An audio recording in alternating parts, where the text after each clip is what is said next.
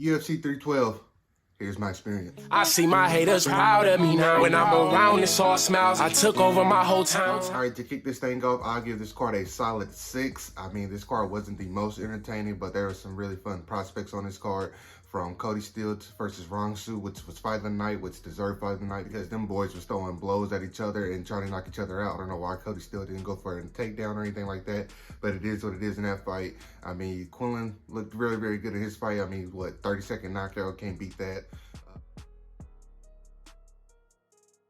Jonathan Milkiff, I probably said his last name wrong. He looked damn good versus Kevin Jousset. I mean, that's a great way to debut. Alexandre Temporia made his debut versus a very, very game, thick and knees, and I mean, he looked very damn good in it. I can't wait to see what his career looks like. I mean, I seen shades of Ilya when he was fighting. Just probably not the finishing instinct that his brother has. Gabriel Santos was able to get the finish over Jack Jenkins. Hopefully, Jack Jenkins is doing good. He was admitted to the hospital again after the hospital released him prematurely and found something wrong with his scans. I'm not really sure what it was, but hopefully he's out of the hospital by now.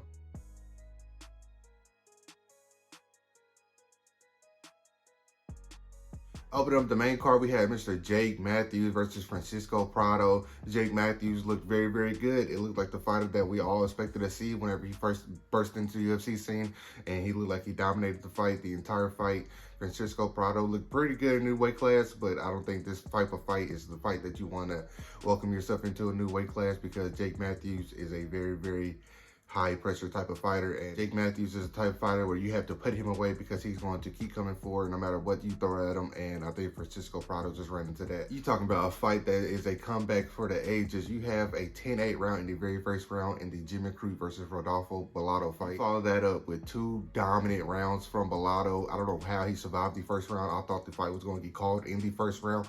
And how this fight went to decision, I have zero idea. But the draw, in my opinion, was the right thing to do. I mean, I had a 10-8 first round for Crute, then 10-9, 10-9 for my guy Bellato. So hopefully we can see this fight ran back again. Probably not because it was an absolute war, but I would like to see it ran back again because that was very entertaining. And if it wasn't for the Cody Steele Rongsu fight, I think this fight would have been fight of the night. Following that fight, we have a pair of heavyweight heavy hitters. We had Mr. Justin Tafa taking on UFC newcomer Taliesin Teixeira. Taliesin Teixeira is an alum of the Dana White Contender Series, and he started his 2025 off with a vicious, and I mean vicious, knockout TKO win over Justin Tafa. That is going to be a huge feather in his cap, even though I know Justin Tafa is more of like a one-trick pony type of guy, but having a knockout win in your debut in the very first round is very, very impressive to see, especially in the heavyweight division. So maybe one more fight for Taliesin Teixeira, and he puts himself right into the UFC heavyweight rankings. What did you guys think about this fight? Let me know.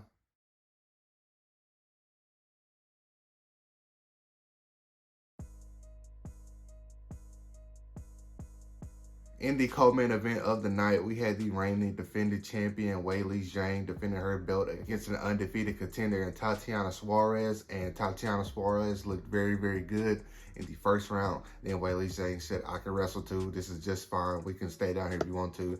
And Weili Zhang took Tatiana Suarez superpower away, and that was her wrestling. And Weili Zhang looked like she's the best woman fighter on the world. Now, hopefully we get to prove who is the best current woman fighter in the planet, as she has had plans to go up to 125 to challenge Valentina Shevchenko, which would be an absolute barn burner of a fight. I said current because Amanda Nunes is still here with us. She's just not a current fighter. So this will be for the undisputed #1 pound-for-pound women's fighter if they do choose to do this fight.